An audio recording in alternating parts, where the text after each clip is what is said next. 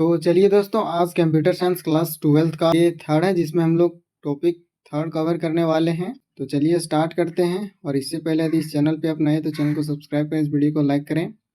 और ये सारे PDF हमारे टेलीग्राम चैनल पे मिल जाएगा, डिस्क्रिप्शन में दिया, वहाँ से आप लोग ज्वाइन कर लीजिए। ठीक, चलिए पहला क्वेश्चन देखते हैं। और यहाँ पे पहला क्वेश्चन ये है, the prefix increment decrement operator follow.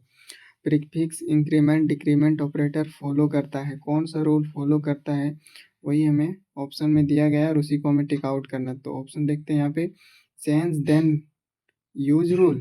क्या पहले चेंज होता है उसके बाद रूल को यूज करते हैं?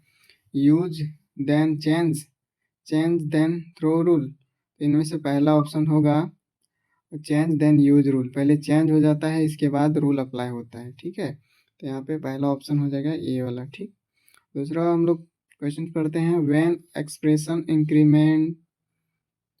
when expression increase the s value in loop then the expression is written as।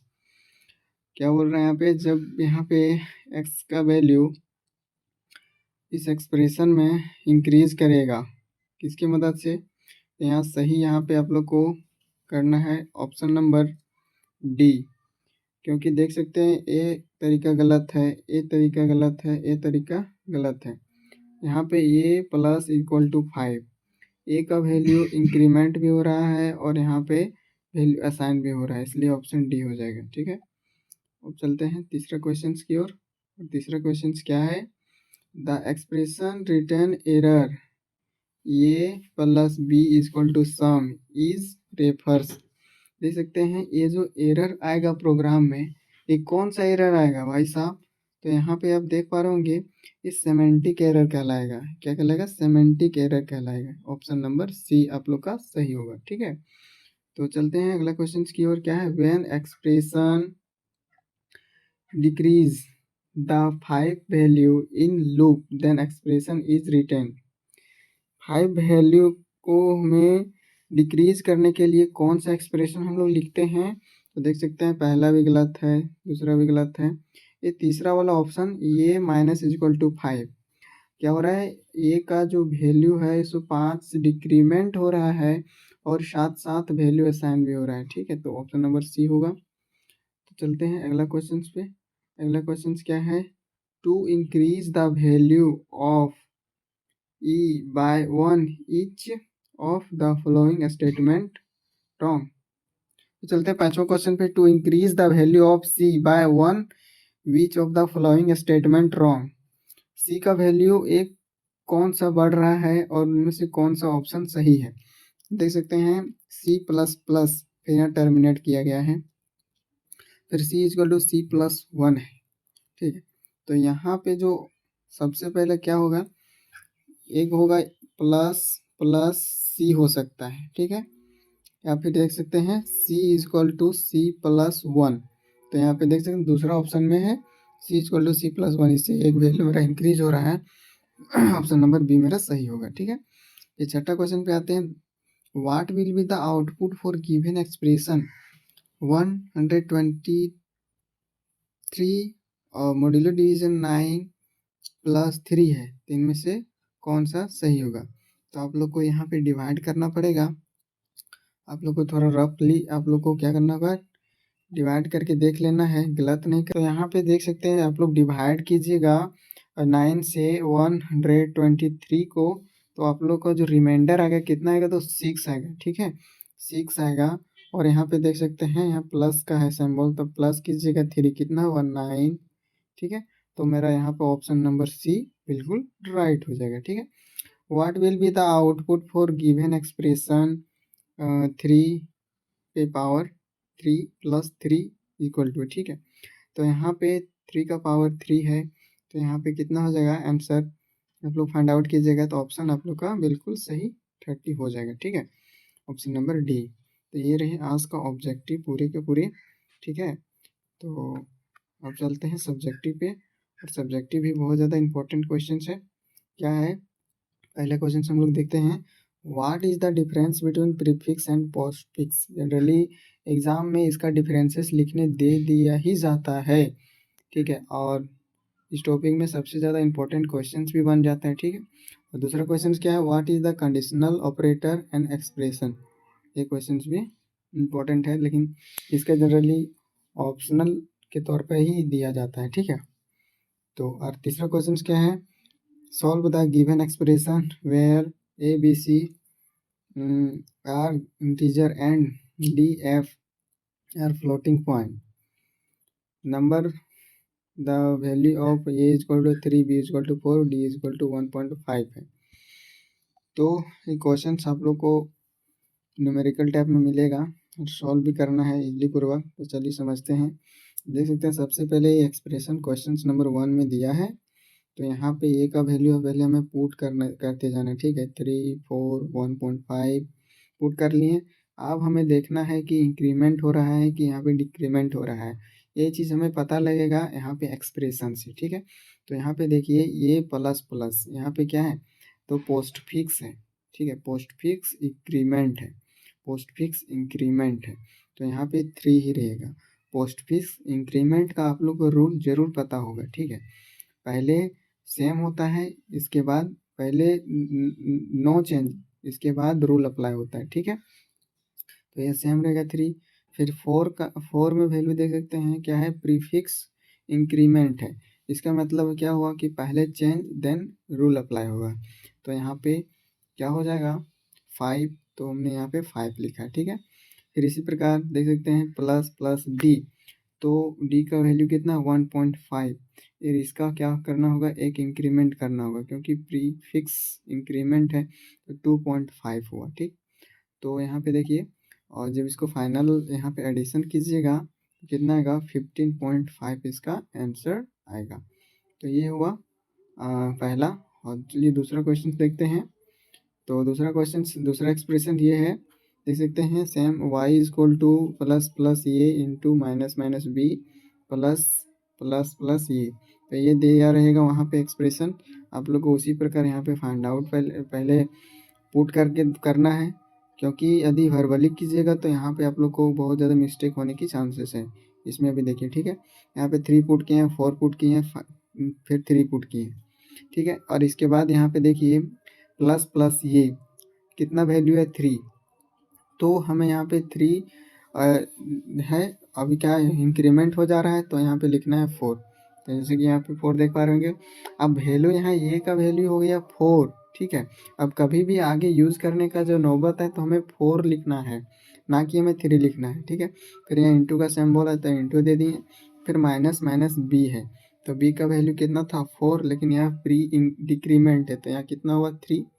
फिर से यहाँ पे देख सकते हैं प्लस है, तो प्लस प्लस ये, जैसे कि यहाँ बोले थे कि आगे आप लोग को ज़रूरत पड़ेगा तो वहाँ पे 4 वैल्यू लिखाएगा। तो यहाँ पे देख सकते हैं 4, यहाँ पे 3 ना होके यहाँ पे 4 होगा, और 4 भी कैंसिल आउट होके अब इंक्रीमेंट हो जा रहा है तो यहाँ पे हो जाएगा 5, ठीक है। तो 4 इंटू 3 प्लस 5 कितना हो जाएगा आंसर, जोड़िएगा तो 17 आएगा आंसर। तो ये मेरा आंसर सही हुआ, ठीक है। तो ये 3 नंबर में पूछ लिया जाता है, एक मार्क्स का ये दिया रहता है 3 एक्सप्रेशन, ठीक है। लेकिन हमने 4 यहाँ पे ऐड किया हुआ है अच्छे से समझने के लिए, ठीक। तो चलते हैं तीसरा पे। तीसरा देखते हैं, तीसरा क्या है। इसी प्रकार से हमें पुट इसमें भी करना है। यहाँ पे 3, 4, 1.5 हमने कर लिया। फिर प्री इंक्रीमेंट है तो यहाँ पे देख सकते हैं 4। फिर यहाँ पे प्री डिक्रीमेंट है तो यहाँ 4 था तो हमें यहाँ पे 3 लिखना होगा। फिर प्री डिक्रीमेंट है तो 1.5 है तो इसका 0.5 हो जाएगा, तो ठीक है। और अब इसको फाइनल में ऐड करेंगे तो 5.5 मेरा आंसर हो जाएगा, और ये मेरा थर्ड का आंसर हुआ, ठीक है। तो चौथा देख सकते हैं इसी प्रकार हमें यहाँ पर भी पुट करना है, और पुट करने के बाद यहाँ पे माइनस माइनस ये मतलब प्री डिक्रीमेंट है तो यहाँ पे 2 लिखने। इसके बाद यदि अगला बार हम यूज़ करेंगे ये का वैल्यू तो वहाँ पे क्या हो जाएगा 2 होगा, ठीक। तो देख सकते हैं यहाँ प्लस प्लस ये है, तो प्लस प्लस जब ये है तो पहला वैल्यू था 2, ठीक है, क्योंकि डिक्रीज हो गया था। लेकिन अब वैल्यू हो जाएगा यहाँ पे इंक्रीज होके 3, ठीक है। वैल्यू अगेन 3 हो गया, लेकिन यहाँ पे वैल्यू फिर से डिक्रीमेंट हो रहा है प्रीफिक्स रूल से, तो यहाँ पे फिर से हो जाएगा 2।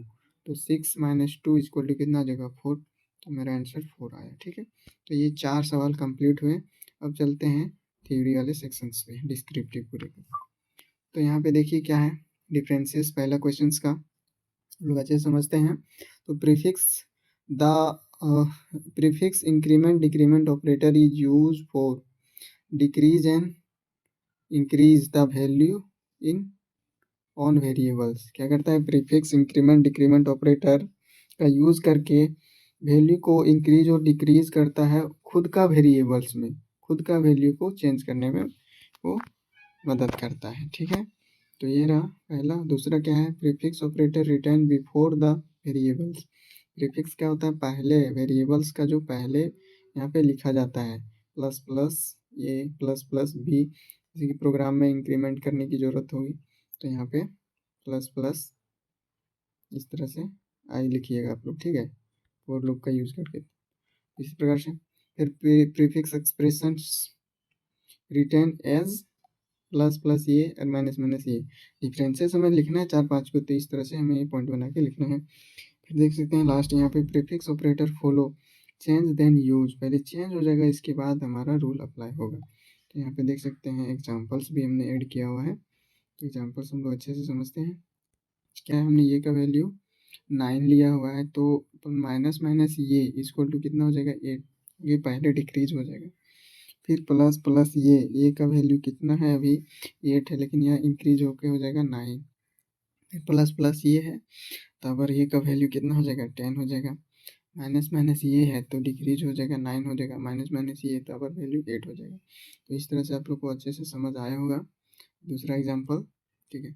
अब चलते हैं पोस्ट फिक्स पे, देख सकते हैं हम लोग चलते पोस्ट फिक्स पे। पोस्ट फिक्स क्या है postfix increment decrement operator is used for increase decrease the value in another variable। ये क्या कहते हैं अनदर वेरिएबल्स का दूसरे के वेरिएबल्स को ही वेरिएबल्स के वैल्यू को इंक्रीज या डिक्रीज करने का काम करता है। ठीक है, तो यहाँ पे देख सकते हैं postfix operator return after the variables. ये क्या होता है वेरिएबल्स के बाद लिखाता है। जैसे कि हम देख पा रहे हैं ये प्लस प्लस है, फिर ये माइनस माइनस है, तो क्या एक किसका है पोस्ट फिक्स का लिखने का ये तरीका है। ठीक है, postfix operator follow use rule then change, पहले रूल अप्लाई होता है इसके बाद वैल्यू चेंज होते हैं। ठीक है, तो इसका देख सकते हैं एग्जाम्पल्स यहाँ पे है। तो एग्जाम्पल्स क्या है ये इक्वल टू 5 है, तो ये प्लस प्लस इक्वल टू 5, तो पहले 5 होगा, इसके बाद फिर से जब इंक्रीमेंट होगा, फिर से जब ये प्लस प्लस आएगा तो यहाँ पे 6 होगा। ठीक है, तो यहाँ पे 6 होगा, फिर से ये माइनस माइनस है तो ये माइनस माइनस में यहाँ पे भी 6 ही होगा। ठीक है, और फिर से जब ये माइनस माइनस आएगा तब होगा यहाँ पे 5। क्या हो रहा है पहले यहाँ पे रूल अप्लाई हो रहा है, इसके बाद चेंज हो रहा है।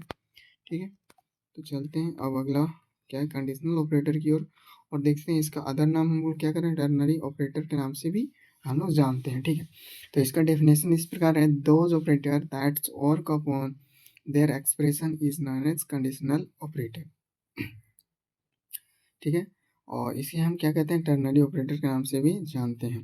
तो इसका एक ऑप्शनल मल्टीपल चॉइस क्वेश्चंस में जनरली पूछ भी लिया जाता है। ठीक है, तो इसका देख सकते हैं इस प्रकार से यहाँ पे कंडीशनल ऑपरेटर लिखने का तरीका है। तो पहला क्या है एक्सप्रेशन 1 एक्सप्रेशन 2 एक्सप्रेशन 3, क्योंकि पहला शो करेगा कंडीशन को, दूसरा ट्रू को, और तीसरा एक्सप्रेशन जो शो करेगा वो फॉल्स को शो करेगा। तो यहाँ पे एग्जाम्पल से हम लोग अच्छे से समझते देखते हैं 10 + 33 है ग्रेटर देन इक्वल टू है। ठीक है 43, तो यहाँ पे कंडीशन चेक कीजिए, यदि एडिशन करने के बाद कितना 43 आ रहा है, एस कंडीशन यहाँ पे सही है। इसका मतलब क्या होगा सही है, तो ये वाला ट्रू वाला ऑप्शन हमारा सही होगा। यदि फॉल्स होता तो यहाँ पे 20 आता है आंसर में। तो ये क्वेश्चन पूछ भी लिया जाता है, यदि कंडीशन सही होगा तो यहाँ पे आंसर ऑप्शन वाले ये पे 10 वाले आप लोग आंसर सही मारना होगा। ठीक है, तो ये इतना बनता है टर्नरी कंडीशनल ऑपरेटर से क्वेश्चंस। और फिर यहाँ पे देख सकते हैं पोस्ट फिक्स और प्रीफिक्स का इतना। तो आई होप आप लोग को अच्छे से क्लियर हो गया होगा। तो मिलते हैं अगले लेक्चर में।